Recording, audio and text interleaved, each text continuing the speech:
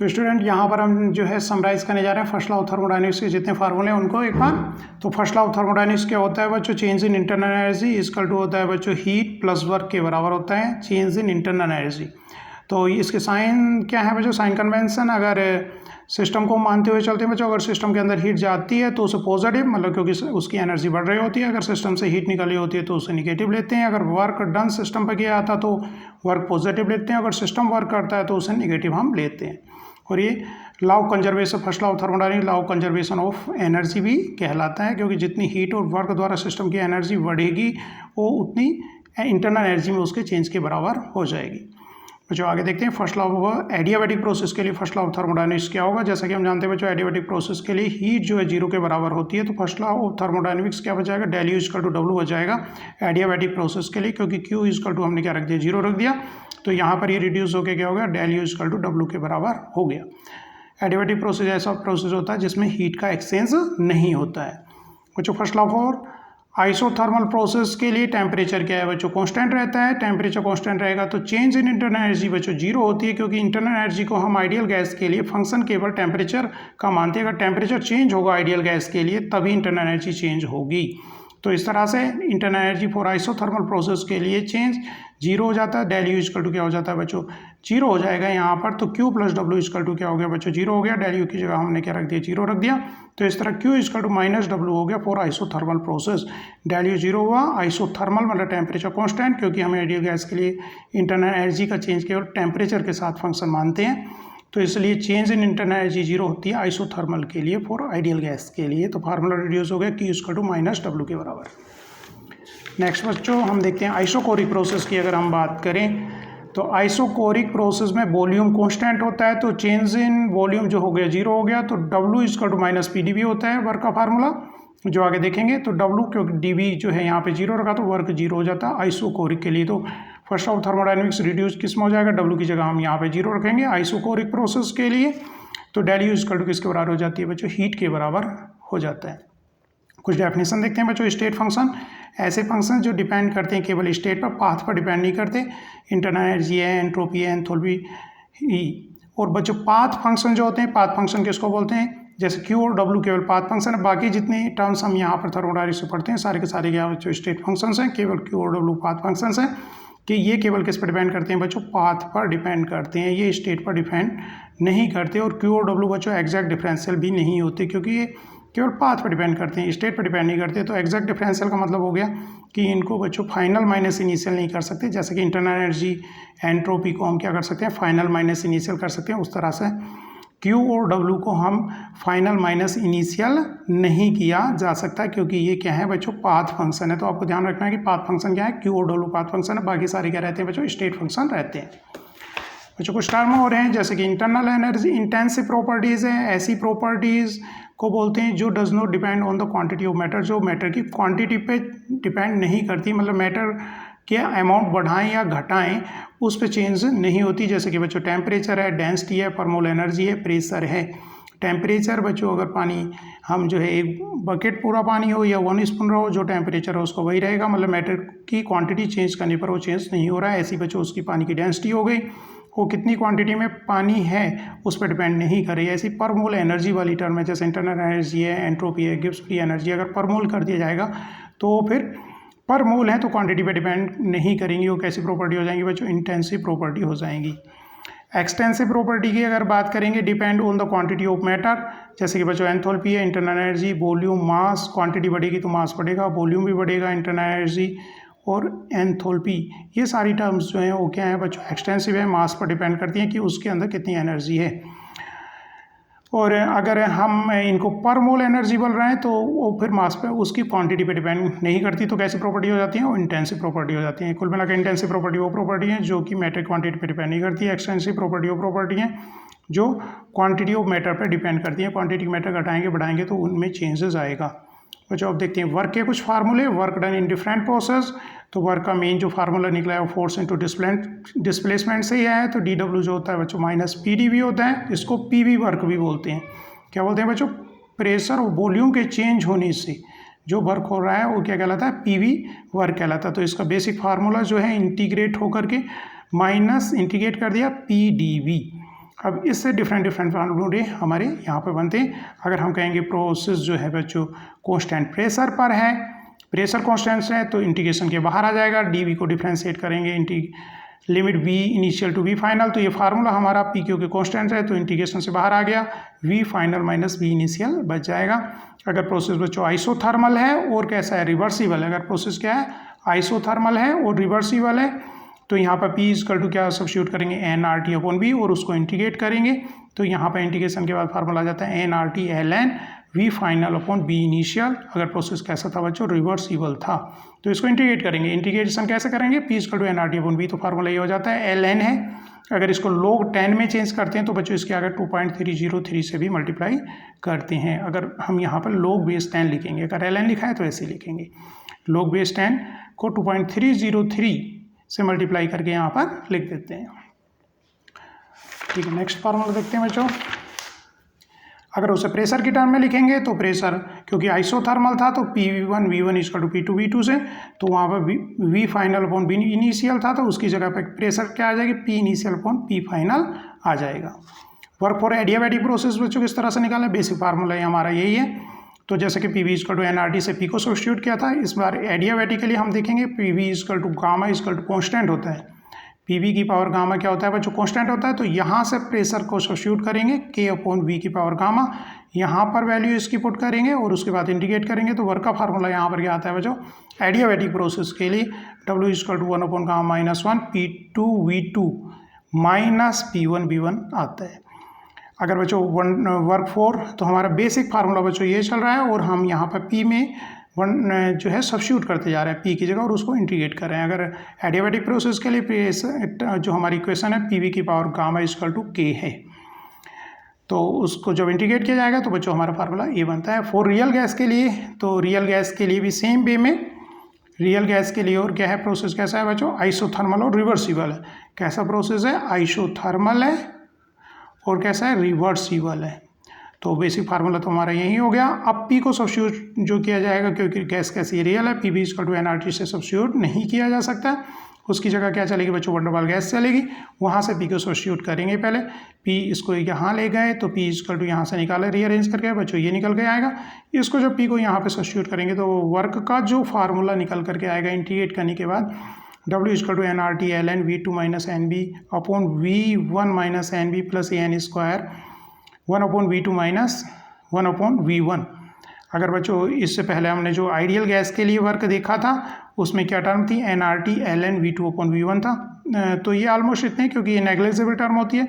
तो यहाँ पर अगर हम देखें इनका कंपेरिजन करें रियल और आइडियल का, तो बच्चों वर्क जो है हमारा आइडियल गैस का वर्क जो है आइडियल गैस का वर्क ज़्यादा होता है किससे रियल से, क्योंकि ये टर्म जो आती है हमारी निगेटिव टर्म यहाँ पर रहती है।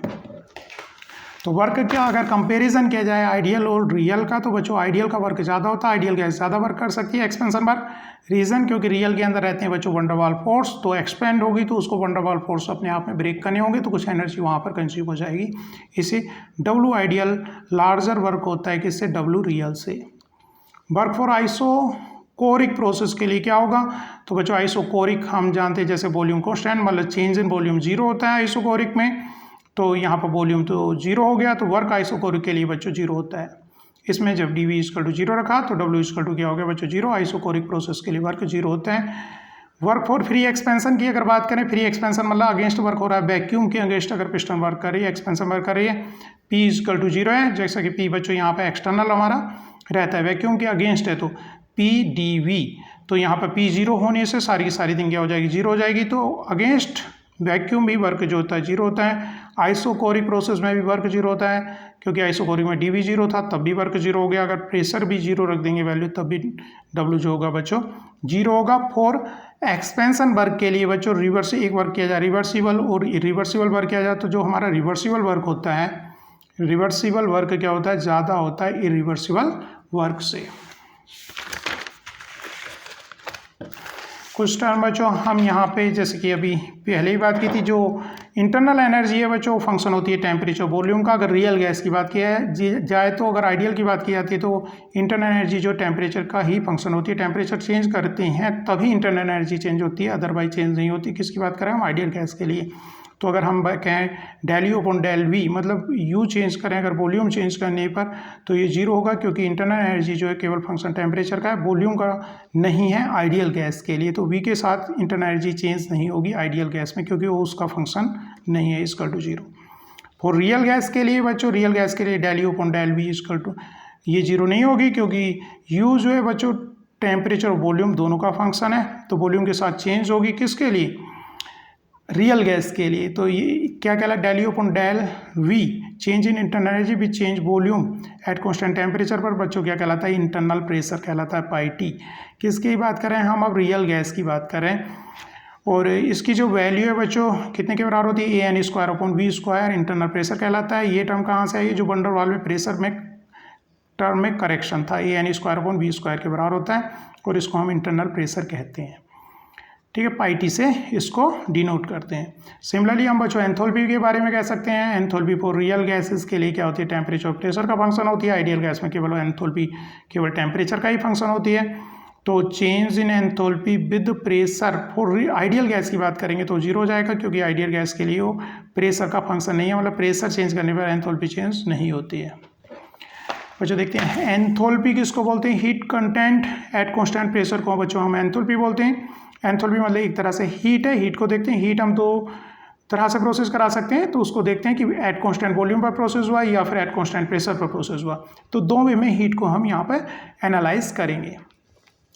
एट कांस्टेंट वॉल्यूम पर देखेंगे तो एट कांस्टेंट वॉल्यूम पर वर्क बच्चों 0 हो जाता है, क्योंकि चेंज इन वॉल्यूम जो है आइसोकोरिक में 0 है, तो W यहाँ पर 0 हो जाता है। तो फर्स्ट लॉ ऑफ थर्मोडायनेमिक्स में W 0 हो गया, तो क्या चेंज इन एनर्जी किसके बराबर हो जाती है, हीट के बराबर हो जाती है V।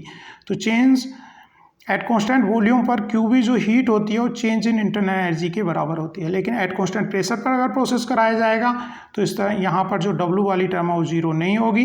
तो इस समय जो QP हीट जो होगी खाली इंटरनल एनर्जी के चेंज के बराबर नहीं रहेगी, बल्कि यहाँ पर एक एक्स्ट्रा टर्म बच रही है। तो यहाँ से बच्चों ड्राइव होकर के आता है कि चेंज इन जो हीट है वो किसके बराबर होगी, डेल यू प्लस PdV के बराबर ये रहेगी, ये टर्म इधर जाएगी। तो जो हीट है एट कांस्टेंट प्रेशर पर वो उसको नाम क्या दे दिए, चेंज इन एंथैल्पी दे दिए। तो यहाँ से बच्चों एंथैल्पी की डेफिनेशन आती है कि H जो है U प्लस PV है। तो यहाँ दोनों में डिफरेंस हुआ हीट में, हीट एट कांस्टेंट प्रेशर और एट कांस्टेंट वॉल्यूम पर। तो हीट जो है कांस्टेंट वॉल्यूम पर थी तो इक्वल हो रही थी इंटरनल एनर्जी के चेंज की, लेकिन हीट एट कांस्टेंट प्रेशर की बात कर रहे हैं तो इंटरनल एनर्जी के चेंज के बराबर नहीं है, बल्कि उसमें एक एक्स्ट्रा टर्म यहाँ पर ये रहती है, जो उधर ले जाओगे तो क्या होगी बच्चों, पॉजिटिव हो गई। तो यहाँ से डेफिनेशन एंथैल्पी की बराबर, एंथैल्पी खाली इंटरनल एनर्जी के बराबर नहीं है, बल्कि उसमें एक टर्म क्या एक्स्ट्रा टर्म है, PB, U प्लस PV। तो यहाँ से फार्मूला चेंज का एट कांस्टेंट प्रेशर पर del H equal to del U plus P del V, या फिर बच्चों दूसरा फार्मूला क्या लिख सकते हैं हम, delta H equal to del U plus delta NGRT। तो हम यहाँ पर कुल मिलाकर के आपको याद रखना है, एट कांस्टेंट प्रेशर पर जो हीट होती है वो चेंज इन एंथैल्पी के बराबर होती है, और हीट एट कांस्टेंट वॉल्यूम पर जो होती है वो चेंज इन इंटरनल एनर्जी के बराबर होती है, और चेंज इन एंथैल्पी जो है बच्चों del U plus P del V के बराबर होती है। अगर हीट बच्चों सॉलिड या फिर लिक्विड के लिए करेंगे तो उनमें वॉल्यूम काफ़ी कम चेंज होता है, तो ये नेग्लिजिबल हो जाएगा लिक्विड के लिए और सॉलिड के लिए। तो एंथैल्पी चेंज इंटरनल एनर्जी के बराबर रहेगा लिक्विड और सॉलिड में। पर गैसेस में क्योंकि वॉल्यूम काफ़ी तेज़ी से चेंज होता है, इस गैस में ये टर्म जो रहेगी कंसिडरेबल रहेगी, उस समय change in enthalpy change in internal energy के बराबर नहीं होगी। जबकि हम सॉलिड और लिक्विड के में कह सकते हैं कि ऑलमोस्ट ये इक्वल ऑलमोस्ट इक्वल रहेंगी जब ये नेग्लिजिबल टर्म हो जाए। तो बच्चों इसमें यहाँ फर्स्ट टर्म है, हम क्या पढ़ते हैं, हीट कैपेसिटी करते हैं। हीट कैपेसिटी क्या है, required heat to raise the temperature 1 degree centigrade of any substance, किसी भी सब्सटेंस का 1 डिग्री सेंटीग्रेड टेम्परेचर बढ़ाने के लिए जो रिक्वायर्ड हीट है। तो हीट कैपेसिटी क्या है बच्चों, हीट कैपेसिटी जो हीट है C से डिनोट करते हैं कि कौन सी हीट है बच्चों, अगर टेम्परेचर हमें 1 डिग्री सेंटीग्रेड इंक्रीज करना हो किसी सब्सटेंस का, सपोज कोई सब्सटेंस है यहाँ पर, उसका टेम्परेचर 20 डिग्री सेंटीग्रेड, उसे बढ़ाकर 21 करना चाह रहे हैं, तो जो रिक्वायर्ड हीट है, जो आवश्यक हीट है, वो क्या कहलाती है, हीट कैपेसिटी कहलाती है। प्रोसेस दो तरह से हो सकते हैं, या तो कांस्टेंट वॉल्यूम पर या कांस्टेंट प्रेशर पर। तो हीट कैपेसिटी को भी दो तरह से हम बोलते हैं कि प्रोसेस अगर एट कांस्टेंट पर हो रहा है, वॉल्यूम पर हो रहा है, तो उसे हम CV बोलेंगे। तो QV upon delta T term से आई है, क्योंकि required heat to increase 1 degree centigrade, अगर ज़्यादा इंक्रीज कर दिया तो उस चेंज इन टेम्परेचर से हम डिवाइड करेंगे ताकि पर यूनिट चेंज आ जाए, per unit 1 degree centigrade change के लिए हीट है, हीट कैपेसिटी। तो यहाँ डेल्टा टी टर्म से डिवाइड किया गया। क्यू बी क्या होता है बच्चों, D you upon D T होता है। सी बी इक्वल टू, क्योंकि क्यू बी अभी आपने देखा एंथैल्पी में हीट एट कॉन्स्टेंट वॉल्यूम पर क्या होती है, डी यू होती है, और डी टी यहाँ पर स्मॉल चेंज इन टेम्परेचर के लिए। तो कुल मिलाकर सी बी क्या है, D you upon D T है। अगर किसी सिस्टम की इंटरनल एनर्जी हम जानना चाह रहे हैं तो चेंज इन इंटरनल एनर्जी क्या हो जाएगी बच्चों, सी वी डी टी हो जाएगी। इस फार्मूले से रीअरेंज कर दिया। इंटरनल एनर्जी में चेंज क्या होगा, अगर हमें उसका हीट कैपेसिटी पता है एट कॉन्स्टेंट वॉल्यूम और चेंज इन टेम्परेचर कितना हुआ, दोनों को मल्टीप्लाई कर देंगे, चेंज इन इंटरनल एनर्जी हमारी वहाँ से निकल सकती है। ऐसे बच्चों एट कॉन्स्टेंट प्रेशर पर हीट कैपेसिटी क्या कहलाएगी, q p upon del T कहलाएगी। और हम पीछे देख चुके हैं क्यू पी क्या होता है बच्चों, डी एच होता है, D H upon D T. तो सी पी क्या होगा, D H upon D T. Change in enthalpy जो होगा बच्चों क्या होगा, C P into D T हो जाएगा। इस फार्मूले को रीअरेंज किया मैंने। चेंज इन एंथैल्पी अगर हम किसी सिस्टम का निकालना चाह रहे हैं और हमें उसकी जो हीट कैपेसिटी पता है तो चेंज इन टेम्परेचर से मल्टीप्लाई कर देंगे, तो उसमें क्या निकल आएगा हमारा, चेंज इन एंथैल्पी निकल आएगा। और एडियाबैटिक प्रोसेस बच्चों हम जानते हैं हीट क्या होती है, जीरो होती है। तो डेल यू इक्वल टू हो गया क्यू प्लस डब्लू, तो क्यू जीरो हो गया तो ये फार्मूला रिड्यूस हो गया, del U equal D U equal to W. W की जगह हम क्या लिख सकते हैं, माइनस पी डी वी, और डी यू हमने देखा उसके कैलकुलेट किस तरह सी वी डी टी से कर सकते हैं बच्चों। इनको अगर इंटीग्रेट करें तो यहाँ से हमारे फॉर एडियाबैटिक प्रोसेस के लिए कर रहे हैं तो पी और वी में रिलेशन जो आएगा वो क्या आएगा, पी वी की power gamma equal to constant आएगा बच्चों। इसको इंटीग्रेट करने के बाद तो गामा यहाँ पर बच्चों क्या है, C P heat capacity at constant pressure, C P upon C B है। अगर बच्चों पी की जगह अगर पी को सब्स्टिट्यूट करें N R T upon B से, तो बच्चों इनमें प्रेशर वॉल्यूम का रिलेशन किस में चेंज हो जाएगा, टेम्परेचर वॉल्यूम में। Temperature volume for adiabatic process क्या रिलेशन है, टी वी की power gamma minus one equal to constant. अगर इस प्रेशर इस टर्म इसमें हम रिलेशन फॉर एडियाबैटिक प्रोसेस के लिए अगर जो है बच्चों हम जो रिलेशन जानना चाह रहे हैं टेम्परेचर और प्रेशर में, तो यहाँ पर आप वॉल्यूम की जगह जो है यहाँ से सब्स्टिट्यूट कर दो, V is equal to N R T upon P. V is equal to N R T, N R तो बच्चों कॉन्स्टेंट है, टी अपॉन पी सब्स्टिट्यूट यहाँ पे कर दोगे तो फार्मूला आपका क्या बन जाएगा, टी की पावर गामा पी की power one minus gamma constant. तो कुल मिलाकर आपको फार्मूला फॉर एडियाबैटिक में प्रेशर वॉल्यूम के लिए क्या है, पी वी की power gamma equal to constant याद रखना है। और अगर आप दूसरे रिलेशन चाह रहे हो तो वहाँ उनको जो आप यहाँ से सब्स्टिट्यूट कर सकते हो, P V equal to N R T से उस पर्टिकुलर टर्म को सब्स्टिट्यूट कर दो। अगर टी वी में जाना चाहो तो पी की जगह पर आप कह रहे हो N R T upon V रख दो।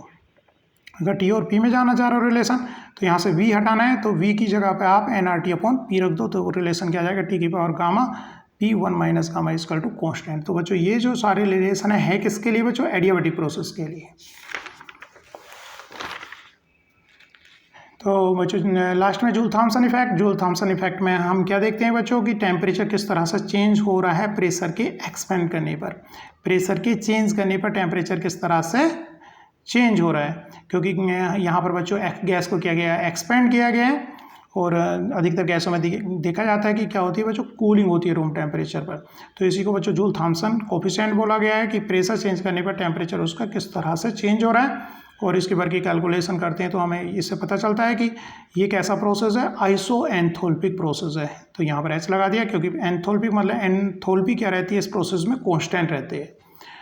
तो जूल थॉमसन कोफिशिएंट का बच्चों इसको जो फार्मूला निकाला गया जूल थॉमसन कोफिशिएंट का, mu equal to minus one upon C P del H upon del P at constant temperature पर।